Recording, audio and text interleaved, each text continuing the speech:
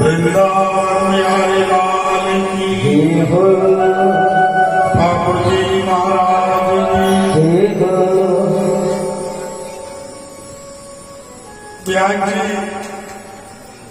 नारद जी महाराज वार्तालाप शुरू है। व्यास जी महाराज कहते हैं कि नारद जी आपने इतना गुण कहां से आया, आपको ये नारद की उपाधि कहां से मिली। तो नारद जी महाराज अपने पिछले जन्म की कथा कहते हैं। पिछले जन्म में नारद जी एक दासी के पुत्र हुआ करते थे। उनकी माता दूसरों के घर काम करती थी और दूसरों के घर काम करना, उनका बचा कुचा भोजन घर पर लाना,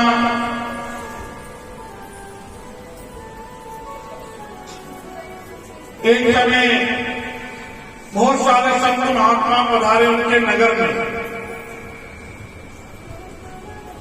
नारद जी की माता ने और नारद जी ने उनकी बड़ी सेवा की। ये उनके पिछले जन्म की कथा कह रहे हैं। नारद तो बाद में बने हैं, लेकिन पिछले जन्म में दासी पुत्र, लोगों का काम करना। और जब अनेक संत महात्मा पधारे तो नारद जी ने और उनकी माता ने उनकी बहुत सेवा की। कभी कभी उनका झूठा भोजन बन जाता था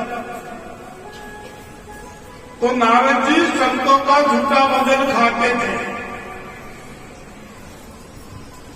पिछले जन्म में। और संतों का झूठा भोजन खाने से वे संत भी बहुत पहुंचे हुए थे। उन संतों का झूठा भोजन खाने के अंदर भक्ति जाग गई। प्रथम साधना भक्ति करूं तब मन निर्मल होए, मिलई विशुद्धा भक्ति तब गुरु अनुकंपा होए। प्रथम भक्ति कहां जाती है?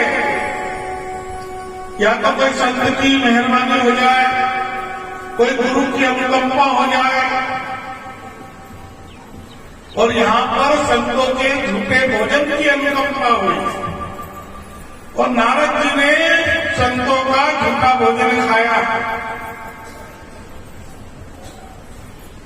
अब अंदर की शुद्धता दूर हो गई, मन साफ हो गया, भगवान के प्रति लगन लग गई।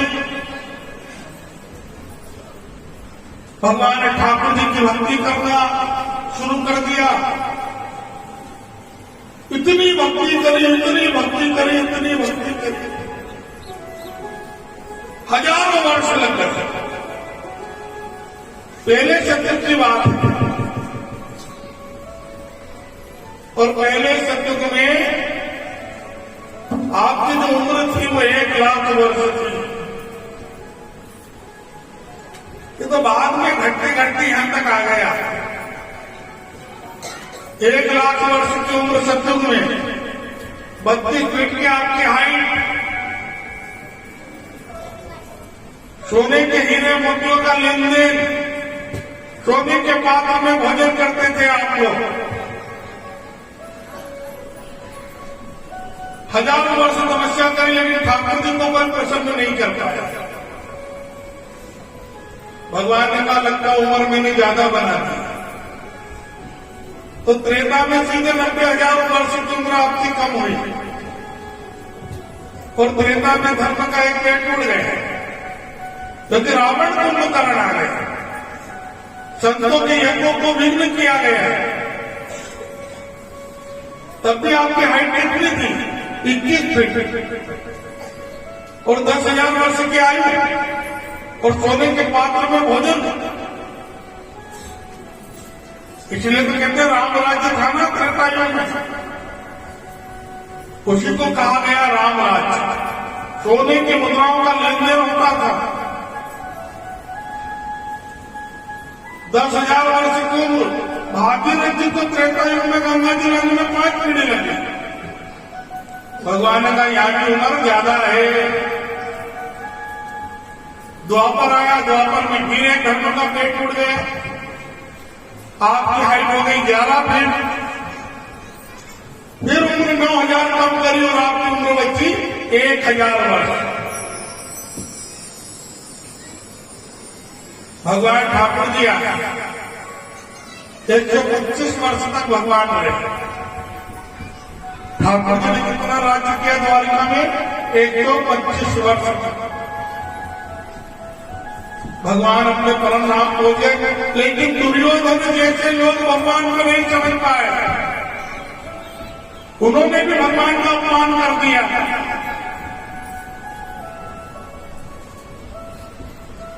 इसलिए भगवान ने कहा कि लगता है कि उम्र अभी भी ज्यादा है, तो सीधे 5.5 फीट की हाइट आपकी करी, 11 से 5.5 पे आ गए। पर 1,000 वर्ष की जो उम्र थी वो 100 वर्ष पे आ गया। और अंत कलयुग में कितनी उम्र बताइए? 10 से 15 वर्ष। अंत कलयुग में आपकी उम्र रहेगी 10 से 15 वर्ष। भगवान का 24वां अवतार होना बाकी है। 5 से 7 साल की बालिका मां बनेगी। भोजन करने के लिए आपके पास अन्न नहीं रहेगा, पीने के लिए जल नहीं रहेगा। इंसान के मांस को खाएगा और उसके खून को पीने का काम करेगा। बालक का जन्म होगा, बालक कितना बड़ा होगा? उसको एक चने के पेड़ पर रख दिया जाए तो भी उसकी डाल झुकने वाली नहीं। घोर कलयुग। अभी तो कलयुग का प्रथम चरण है। अभी 100 वर्ष से आप 75-80 में तो आ गए हो। आगे देखते जाइए और क्या क्या होगा। ये अच्छा है कि हमारा जन्म प्रथम चरण में हुआ है, कि भागवत कथा ठाकुर जी का दर्शन करने को मिल रहा है, कथाएं श्रवण करने को मिल रही है। फिर भगवान का 24वां अवतार होगा। संबलपुर नगर में विष्णु नाम यश ब्राह्मण के घर पर सफेद देवदत्त घोड़े पर विराजमान होंगे। स्वयं भगवान कृष्ण कलयुग अवतार में प्रकट होंगे और इस कलयुग को खत्म करके सतयुग की स्थापना करके भी। अभी भगवान का अवतार होना बाकी। आज संबलपुर में जाइए, आपको मंदिर मिल जाएगा कलयुग। जगन्नाथ धाम में कभी दर्शन करने जाओ तो भगवान की मासी क्या देखना, वहां भी एक कलयुग अवतार की मूर्ति रखी। जगह जगह कलयुग अवतार के मंदिर बन चुके। भगवान का पूर्ण 16 करोड़ में अवतार होगा और इसलिए माता वैष्णो देवी भी इंतजार कर रही है कि उसी कलयुग अवतार में ही मां भगवती का विवाह संस्कार भगवान श्री कलयुग जी के साथ होने वाला है। इसलिए गुफा में महाकाली महालक्ष्मी के रूप में माता वैष्णो देवी विराजमान। महाराज जब उस समय नारद जी ने सतयुग में भक्ति करी, संतों का झूठा भोजन खाके, तो परमात्मा का दर्शन हुआ कितने क्षण के लिए? एक क्षण के लिए। एक क्षण के लिए भगवान का दर्शन हुआ और आकाशवाणी हुई कि और भक्ति करो। भक्ति तो बहुत करी, लेकिन माता सामने उनको छोड़ के कैसे जाओ? आ गई मोह माया ममता की बात। ठाकुर जी हमारे बीच में है क्या? मोह माया ममता। बेटी बेटा, जमीन जायदाद, रुपया पैसा, धन, दोनों, ये ठाकुर जी हमारे बीच में है। और नारद जी को भी अब उनकी मां दिखने लगी कि माता को कैसे छोड़ के जाऊं। लेकिन एक दिन उनकी माता संध्या के समय गौ माता का दोहन करने के लिए गई और उसी समय सर्प ने काटा और ठाकुर जी और नारद जी के बीच का जो कांटा था वो निकल गया। फिर भक्ति करी और एक की भक्ति करी, एक की भक्ति करी कि स्वयं ब्रह्म लीन हो गए और उन्हीं ब्रह्मा जी से नारद जी का जन्म हुआ। तब नाम पड़ा नारद। हजारों वर्ष पड़े रहे शांत नली में, तब जाके इनका नारद रूप में जन्म हुआ है। एक ही नारद नहीं बने, भक्ति करना पड़ी। जरूर नहीं सारे के सारे देवताओं ने जो आज बैठे हैं, अलकापुरी के कुबेर जी महाराज, स्वर्ग के इंद्रदेव, सबने कुछ न कुछ किया है, तब जाके इनको एक पद प्राप्त हुआ है। 100 अश्वमेध यज्ञ करने के बाद में मृत्यु उपाधि मिलती है। 100 अश्वमेध यज्ञ करना पड़ता है, तब जाके इंद्र का स्वर्ग का सिंहासन मिलता है। ऐसे ही नहीं मिलता है,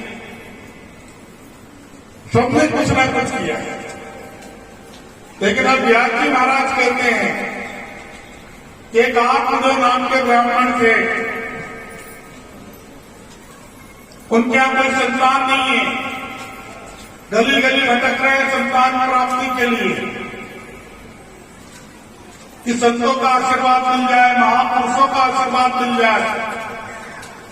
लेकिन जो दुष्टाचार है, कर्म कांडी है, वेद को जानने वाले हैं, एक तो क्या नहीं, एक संतान नहीं है और पुत्र की मोह लग गई कि रुपया पैसा कहां ले जाएंगे, धन कहां ले जाएंगे, पीछे कोई संतान नहीं है, लोग खा जाएंगे। चिंता यही रहती है, मैंने कमाया, मैं मेरी संतान को देखे जाऊंगा। अरे मंदिर में ले जाओ, भगवान का मंदिर बना दो, दान कर दो, कन्याओं का कन्यादान कर दो, कोई गरीब के बच्चों को पढ़ा दो, लिखा दो, उनको आगे बढ़ा दो, कोई अच्छे काम में आपका धन लगा दो। लेकिन आत्मदेव ब्राह्मण को एक ही बात कि मेरा धन का क्या होगा, और संतान नहीं है तो मेरी मुक्ति नहीं होगी, मुझे मोक्ष नहीं मिलेगा। पुत्र होना अच्छी बात है, पुत्र हो जाए तो सपूत निकल जाए वो और अच्छी बात, लेकिन पुत्र हो गया यदि तो कपूत निकल जाए तो उससे बड़ी दुख की बात जीवन में। ये वही कपूत ने जिनके माता पिता वृद्धाश्रम में भोजन कर रहे हैं, ये वही कपूत हैं कि जिनके माता पिता वृद्धाश्रम में पड़े हैं, ऐसी संतान है और उनके माता पिता को भोजन हर समय से क्या मिलता होगा, साहब हमें वृद्धाश्रम में। यदि मेरे को मन लगे कि आज ये खाना है तो वो चीज मिल जाएगी, जो सबके लिए बनेगा वही आपके लिए बनेगा। आपने तो बचपन में अपने पुत्र को सब मनपसंद चीज लाते दी, ले बेटा चॉकलेट, ये बेटा ये बेटा ये, हर समय पर। लेकिन आज बुढ़ापे में आपको यदि कोई मनपसंद चीज खाने की इच्छा है तो पुत्र और बहू बना के देने वाले नहीं है। वृद्धाश्रम में दाल रोटी मिल रही है, जिसमें दाल नहीं है पानी की पानी है, खाओ।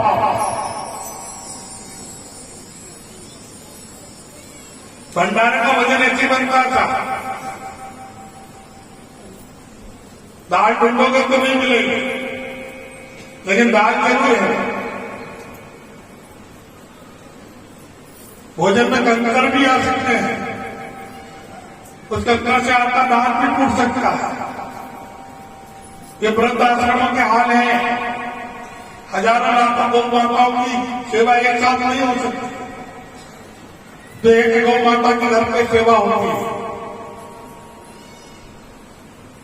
वहां तो डाल दिया महाराज, किसने खाया किसने नहीं खाया, किसके पेट में गया किसके नहीं गया, ये वो वहां के लोग जानते। परिवार परिवार होता है, और जब परिवार टूट जाता है तो वो परिवार। तो आप जो ब्राह्मण क्या कह रहे हैं, मुझे कोई पुत्र का वरदान दे दो।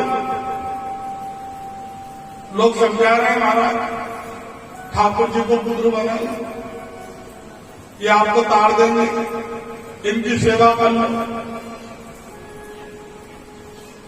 मन में विचार कर लिया कि आत्महत्या करेंगे, पुत्र नहीं है तो आत्महत्या,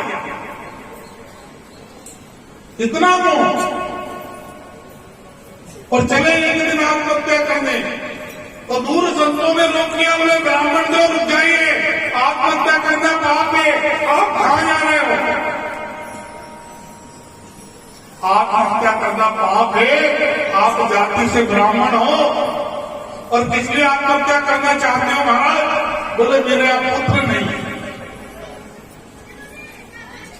संतों ने कहा ठाकुर जी को पुत्र बना लो। कोई बात आई कि पुत्र हो गया, आपको तार दिया तो ठीक, नहीं तो। लेकिन आप जो ब्राह्मण समझ नहीं पाए, नहीं महाराज हम तो आत्महत्या करेंगे। और संतों से देखा नहीं गया कि हमारे सामने कोई ब्राह्मण आत्महत्या कर ले। वो संत जी बड़े बड़े महामुनि थे, बड़ी तपस्वी वाले थे, अनेक तपस्या उन्होंने की थी। एक ब्राह्मण की जान बचाने के लिए उन्होंने अपनी पूरी शक्ति, अपनी भक्ति का फल एक फल में डालकर दिया कि जाकर अपनी पत्नी को खिला देना, तुम्हारे यहाँ विद्वान पुत्र जन्म लेगा। लेकिन आत्महत्या मत करो। जिसकी कुंडली में कहा तो जन्म तक पुत्र का योग नहीं है, आज उसको संतान होने का फल मिल रहा है। कुंडली कहती है कि 7 जन्म तक पुत्र का योग नहीं, और फल कहता है कि संतान हो जाएगी। महाराज पहुंचे घर, पत्नी का नाम है धुंधली। धुंधली का अर्थ क्या होता है? जिसके आगे अंधकार पड़ा हो वो धुंधली, जिसके आगे कोयला छाया हुआ हो, आगे का कुछ दिख नहीं रहा हो, धुंधली। ये सब तो हुआ अर्थ। इनके आगे आप कैसे कुछ था?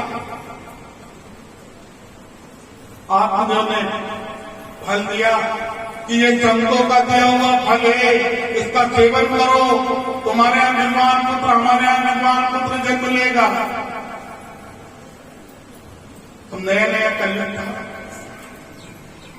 विचार आया कि फल खा लिया तो गर्भवती हो जाऊंगी, मेरी गर्भवती होने से काया शरीर की खराब हो जाएगी, मेरा शरीर खराब हो जाएगा,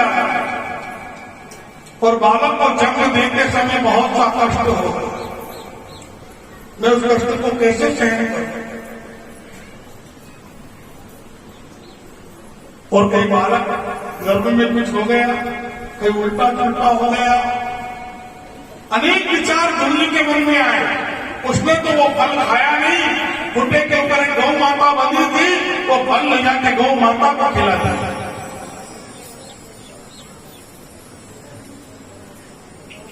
2 महीना 4 महीना बीत गया।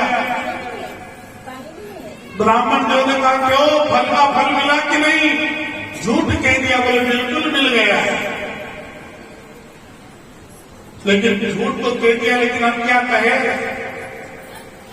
आज नहीं तो पोल तो कल खुल ही जाएगी।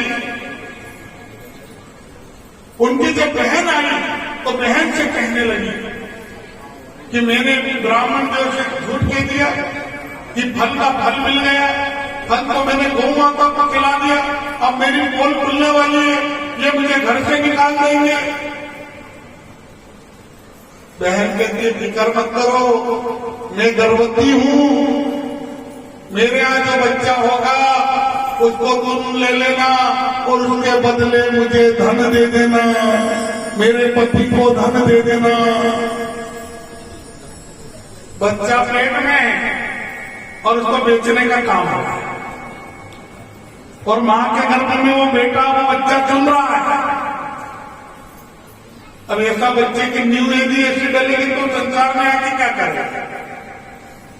मां के गर्भ में बालक है और एक माता बेच रही है और एक माता उसको खरीद रही है।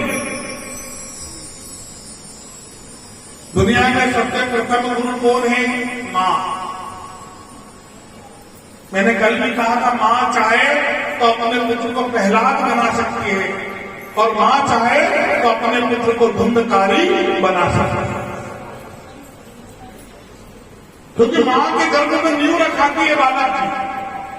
और 9 महीने जिस प्रकार से मां का आचरण रहता है, उसी प्रकार से संसार में आने वाले बालक का आचरण भी रहता है।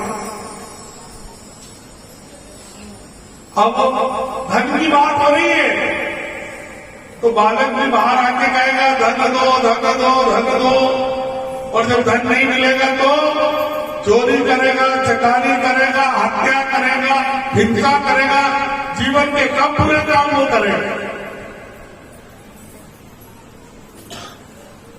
इसलिए महाराज बालक धन के द्वारा ले लिया गया और धुल्ली ने उस बालक को अपने घर लाकर अपने पति परमेश्वर की गोद में दे दिया कि ये संतों का दिया हुआ फल है। लेकिन भगवान को कुछ मंजूर था, फल तो गौ माता ने भी खाया था, तो संतों का दिया हुआ फल कैसे खाली चला जाएगा? तो गौ माता ने भी मनुष्य रूप बालक को जन्म दिया। कान तो गौ माता के जैसे, पूरा शरीर मनुष्य रूप जैसा। हाथ में जो ब्राह्मण खुश हो गए, एक मांगी 2 संतान मिल गई, एक तो गौ माता ने दे दी और एक पत्नी के गर्भ से हो गई। धुंधली ने उस बालक को लेके आई, इसलिए उसका नामकरण हुआ धुंधकारी। और गौ माता ने जिस बालक को जन्म दिया, गौ माता के कान जैसे उसके कान, गौकण जी उनका नाम रखा गया। जिसमें गौ माता के कण हो उसका नाम रखा गया गौकण।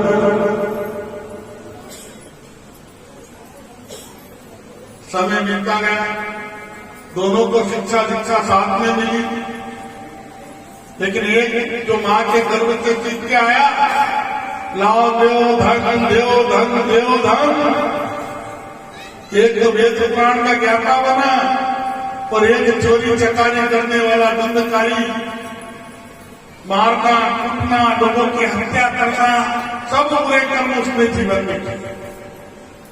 एक दिन मां से कहा ला धन दे,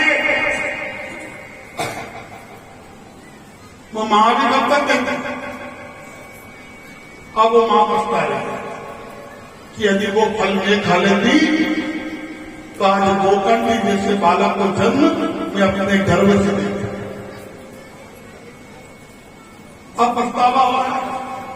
आप तो ब्राह्मण पछतावा क्या कर रहे हैं? कि संतों ने कहा था ठाकुर जी को पुत्र बना लो, पहले कहा था कि पुत्र हो गया, कि पुत्र निकल जाए तो बहुत अच्छी बात, ऐसा धुंधकारी मेरे घर आया है। तो धुल्ली ने तो कुएं में कूद के आत्महत्या कर ली और आत्मदेव ब्राह्मण जंगल में भगवान का भजन करने के लिए निकल गए। अंत में बात नहीं आई, घर में अकेले राज हो गया धुंधकारी का। 5 पराई नारी को लाकर रख लिया, गोकर्ण जी तीर्थ में चले गए। एक दिन किसी राजा के चोरी करी, इतना धन लेके आए। उन 5 पराई नारियों ने मन में विचार किया कि आज इसने चोरी राजा के यहाँ की और राजा के यदि सिपाही आ गए तो साथ में हमें भी पकड़ के ले जाएंगे। उसी रात में 5 पराई नारियों ने धुंधकारी का गला घोटा, जलते हुए अंगारे पेट में डाले गए, तड़प तड़प कर उसकी जान निकली और उसकी प्रेत योनि वहीं पर भटकने लगी, मोक्ष मिला नहीं और वो भूत बन के घर में भटकने लगी। अब ऐसे लोगों का अंत जरा ऐसे हो। गोकर्ण जी को तीर्थों में किसी ने कहा कि आपका मुंह बोला भाई धुंधकारी मारा गया। उन्होंने बहुत तर्पण किया, गया जी में श्राद्ध कर दिया और भगवान का हरि कीर्तन करते करते अपने घर आ गए। जैसे घर का दरवाजा खुला, अंदर से आवाजें आने लगी, उसी समय जल छिटा गया। कौन है? कहने लगे मैं तुम्हारा भाई धुंधकारी, तुम तो मर गए हो, मैंने तुम्हारा श्राद्ध कर दिया, तर्पण कर दिया। बोले भाई इतने पाप किए हैं कि एक बार क्या 1000 बार भी मेरा गया श्राद्ध कर दोगे तो भी मुझे मुक्ति मिलने वाली नहीं। यदि करना ही है तो मेरी मुक्ति का कुछ उपाय कीजिए। गोकर्ण जी ने गांव वालों की मीटिंग बुलाई कि गया श्राद्ध, हरिद्वार बद्रिका धाम में श्राद्ध करने के बाद यदि किसी को मुक्ति ना मिले तो कैसे मिले? भगवान शिव नारायण को रोका गया और भगवान शिव नारायण ने कहा कलयुग में जहां 1000 बार गया श्राद्ध करने से मुक्ति नहीं मिलती है, वहां एक बार श्रीमद् भागवत कथा श्रवण करने से मुक्ति मिल जाती। गोकर्ण जी ने व्यासपीठ लगाई, भगवान शिव नारायण से भागवत का ज्ञान लिया, बांस का पांडाल बनाया गया, जामुन की छतरी डाली गई, दूर दूर निमंत्रण दिया गया मोक्षदायिनी कथा का। संत महात्मा ऋषिगण पधारे, अनेक आत्माएं पधारी और धुंधकारी भी एक चाट गठान के बाग में आके मिल गए। पहले दिन की कथा हुई, एक गठान बटी, दूसरे दिन की कथा में दूसरी गठान, 7 दिन के बाद जैसी भागवत पूरी हुई, उसी बांस में से स्वयं धुंधकारी देवता के समान प्रकट हुआ। भगवान का विमान आया और धुंधकारी को ले जाने लगा।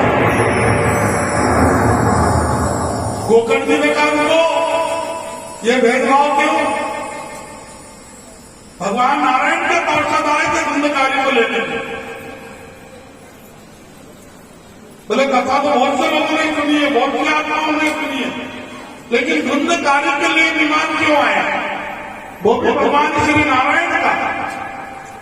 बोले 7 दिन की कथा के बाद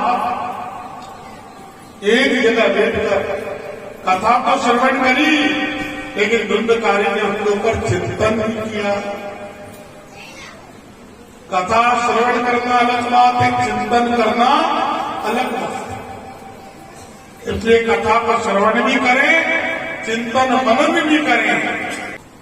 फिर 7 दिन की कथा हुई और गोलोक धाम से भगवान राधा कृष्ण ने गोकर्ण जी के लिए अपना विमान भेजा और साक्षात गोकर्ण जी को गोलोक धाम मिला। सब लोगों को मुक्ति मिली जो आत्माएं भटक रही थी, और जो बाद में भगवान का नाम का स्मरण करके गए उन्हें मोक्ष भी मिला और मुक्ति भी मिली। यहां से कथा कल आगे लेके चलेंगे। बोलो